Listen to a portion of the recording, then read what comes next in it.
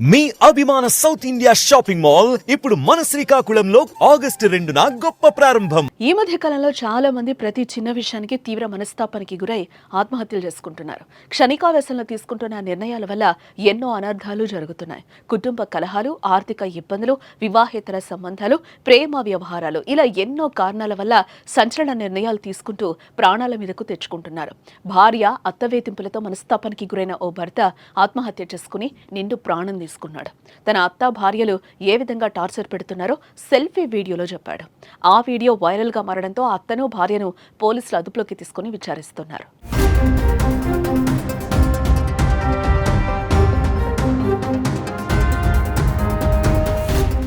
నెల్లూరు జిల్లా చేజర్ల మండలం కొట్టాలి గ్రామంలో భార్య అత్త వేధింపులతో మనస్తాపానికి గురైన ఓ వ్యక్తి ఆత్మహత్య చేసుకోవడం కలకలం సృష్టించింది.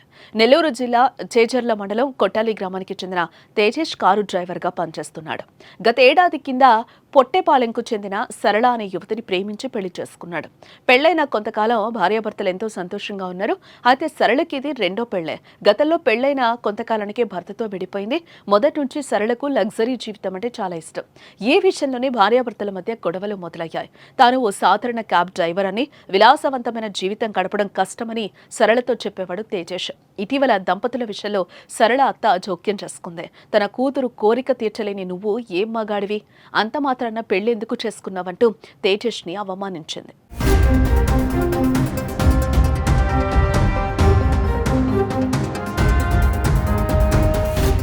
కొన్ని రోజులుగా అత్త భార్య వేధింపులు మరీ ఎక్కువయ్యాయి. ఎక్కువ టైం వర్క్ చేసి డబ్బు సంపాదించాలని బలవంతం చేయడం మొదలుపెట్టారు. లగ్జరీ లైఫ్ కోసం అప్పులు చేయాలని ఇబ్బంది పెట్టడం మొదలుపెట్టింది సరళ. దీంతో అత్త భార్య టార్చర్ భరించలేక ఇక జీవించడం కష్టమని భావించాడు తేజేష్. నేను ఒక సామాన్య కారు డ్రైవర్ని, నాకున్నంతలో కుటుంబాన్ని బాగానే పోషించుకుంటున్నా, కానీ నా భార్య అత్త నాకు సంపాదన లేదని, పోషించలేని వాడికి పెళ్లెందుకని తరచూ వేధిస్తున్నారని, తన మరణానికి వారే కారణమంటూ వివరిస్తూ పుట్టుపల్లి సమీపంలో గడ్డిమందు తాగినట్లు సెల్ఫీ వీడియో తీసి కుటుంబ సభ్యులు, మిత్రులకు పంపించాడు.